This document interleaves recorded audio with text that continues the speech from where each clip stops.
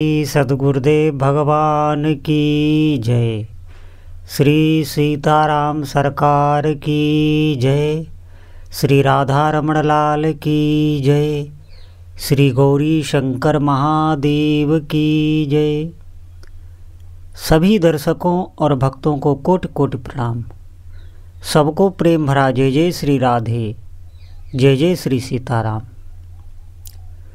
जितने भी उपासक हैं, बहुत ही महत्वपूर्ण विषय है और सभी साधक बहुत ध्यान से सुनेंगे। देखिए, भगवान का भजन हमने आरंभ किया या हमें कुछ समय हो गया है और हमारे आगे दुख बने हुए हैं, हमारी इच्छाओं की पूर्ति नहीं होती, तो हम संशय करने लगते हैं। ध्यान दें, लेकिन अगर हमारा थोड़ा सा भी भजन में मन लगने लग गया हो तो आप निश्चित मानिए कि जो भी प्रश्न उठते हैं ये नहीं रहेंगे। अगर थोड़ा सा भी भजन, क्योंकि भजन से जो आपको सुख मिलेगा वो सुख, सभी प्रश्न उसमें शांत हो जाते हैं, सभी संशय उसमें शांत हो जाते हैं। अभी हमें सुख नहीं मिला, अभी हम भजन कर रहे हैं, हमारे जो अनर्थ हैं, जो अशुभ हैं, वो अभी नष्ट नहीं हुए। जब तक वो नष्ट नहीं होते तब तक पहली बात तो भजन में मन नहीं लगेगा। दूसरी बात, बाहरी विघ्न भी आ जाते हैं, किसी न किसी रूप में कोई दुख या क्लेश भी आता रहता है। लेकिन आप ये न समझें कि आप इतने दुखी हो जाएंगे कि आपका भजन ही छूट जाए। भजन जब से आपने आरंभ किया तभी से वो आपकी रक्षा करने लगता है, आप ऐसे समझें। और बहुत सूक्ष्म रूप से जो दुख हम सह नहीं पाते, जो हम भोग नहीं पाते, वो बहुत सूक्ष्म रूप से आप निश्चित मानिए वो साधक के आगे आता है। वो इतने विकराल रूप में नहीं आएगा कि आपका भजन ही छूट जाए।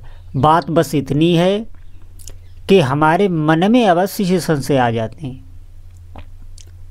भजन के प्रति अविश्वास ये मन प्रकट करता है।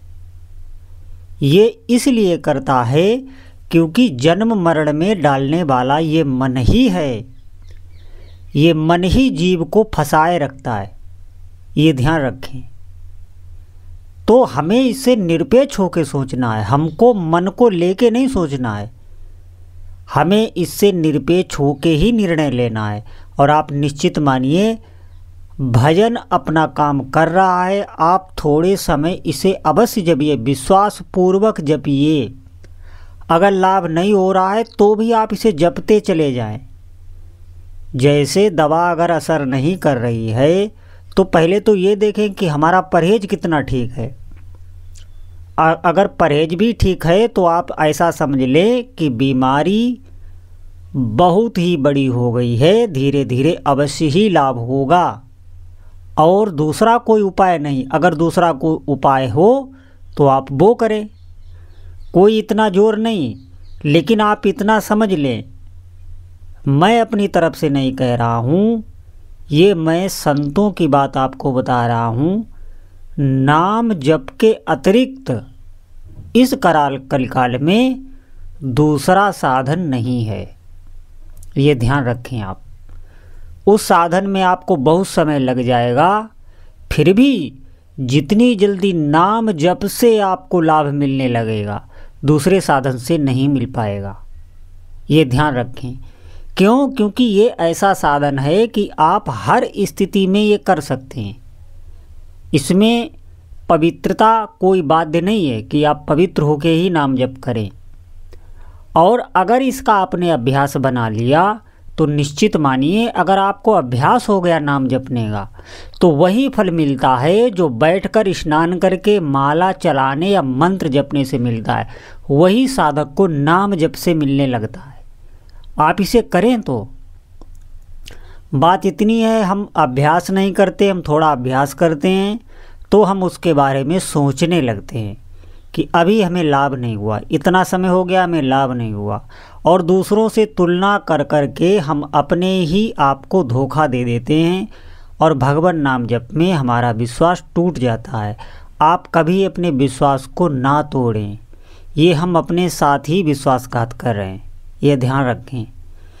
जितना आपका अधिक विश्वास होता चला जाएगा भगवान नाम जप में, उतना ही आपको प्रभाव अनुभव में आएगा, साक्षात अनुभव में आएगा। जैसे जब हम जगत की कोई क्रिया करते हैं तो उसका कोई न कोई प्रभाव होता है, ऐसे ही भगवान नाम जप का प्रभाव हमें अनुभव में आएगा। अरे हम लगें तो करें, तो हम कितना नाम जप करते हैं आप देखें। हम थोड़ी माला कर लेते हैं, थोड़े समय नाम जप कर लेते हैं, फिर हम उसको बहुत बढ़ा चढ़ा के कहते हैं। सही दृष्टि में अगर देखा जाए, आप अपनी नापतोल खुद एकांत में बैठ के कीजिए कि भजन में कितना हमारा मन लगता है, कितना हम भजन में तन्मय होते हैं, या भजन के प्रति हमारी कितनी आसक्ति है। क्या भजन सांसारिक और वस्तुओं की जितनी हमारे लिए आवश्यक हैं, उतना आवश्यक हमारे लिए नाम जप हो गया है? ये बात सोचें आप। जितना महत्व इन सांसारिक वस्तुओं का हमारे हृदय में बैठा हुआ है, क्या उससे आधा भी भगवान नाम जप का महत्व हमारे हृदय में है? आप निरपेक्ष भाव से ये सोचें। निश्चित मानिए हम नाम जप कर ही नहीं रहे, सिर्फ नाम जप का डंका पीटते हैं। आप भजन करिए, दृढ़ता से भजन करिए, भजन अवश्य ही काम आवेगा। बहुत बुरा जब समय आता है, जब सब साथ छोड़ जाते हैं, तब आप देखेंगे यही जो नाम जप आप कर रहे हैं, यही आपको संभाल लेगा, ये आपको सुरक्षित कर देगा और हर प्रकार से आपकी सहायता करेगा। बुरे समय में आप देखना तो आप कहेंगे कि अच्छे समय में इसका अनुभव नहीं होता। अच्छे समय में तो इसका और अनुभव होता है। जब हमारा आगे सुख आता है तो ये नाम जप आपको परोपकार में लगा देगा, भागवतिक क्रियाओं में लगा देगा। सुख के समय अब देखना, आप एक बार इसका आश्रय तो लें, भगवान नाम जप की शरण में हो। शरण होने का मतलब है हम बराबर ये देखते रहें कि हमारा नाम चल रहा है कि नहीं। बिना नाम जप किए हम कोई कार्य ही ना करें। जैसे हमारी सांस के बिना हम जिंदा नहीं रहते, ऐसे ही हम नाम चलाते रहें, चाहे हमसे हो या ना हो, चाहे मन लगे या ना लगे, लेकिन हम अधिक से अधिक अभ्यास करें। ये आश्रय लेना होता है, और ये आश्रय जो ले लेता है उस जीव से सभी भागवतिक क्रियाएं स्वतः होने लगती हैं।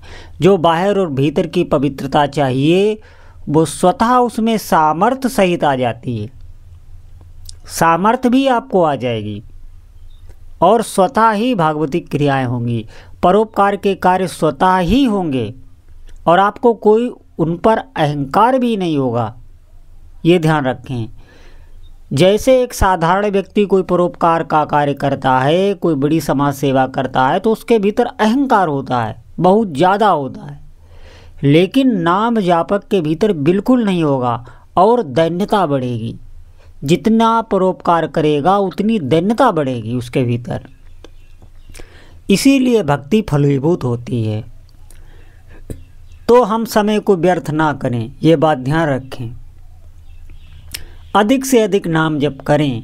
और अभी हमारा शरीर स्वस्थ है, अभी हमें नाम जप में लग जाना चाहिए। ये बात विशेष ध्यान रखें, क्योंकि अभी हमारा शरीर कार्य कर रहा है, अभी इंद्रियों में शक्ति है। इस मन को तन्मय कर लो नाम जप में, इसी को पुरुषार्थ कहते हैं। ये हमारा चित्त जो चंचल हो रहा है, ये डूबने लगे भगवान नाम जप में, फिर आप खुद आनंदित हो जाएंगे। जैसे जब भूखे हुए किसी व्यक्ति को भोजन मिल जाता है और उसे तृप्ति हो जाती है तो उसे प्रसन्नता होती है, ऐसे ही आपको इसी जीवन में तृप्ति का अनुभव होगा, और वो केवल भगवान नाम जप से ही होता है। इसलिए एक एक नाम हमारे लिए महत्वपूर्ण है। एक एक नाम हमें तृप्ति दे रहा है, भले ही हमें दिखाई न दे। इसीलिए हर साधक को, हर जीव को जो अभी नहीं कर रहे हैं, वो भी इस बात को समझें।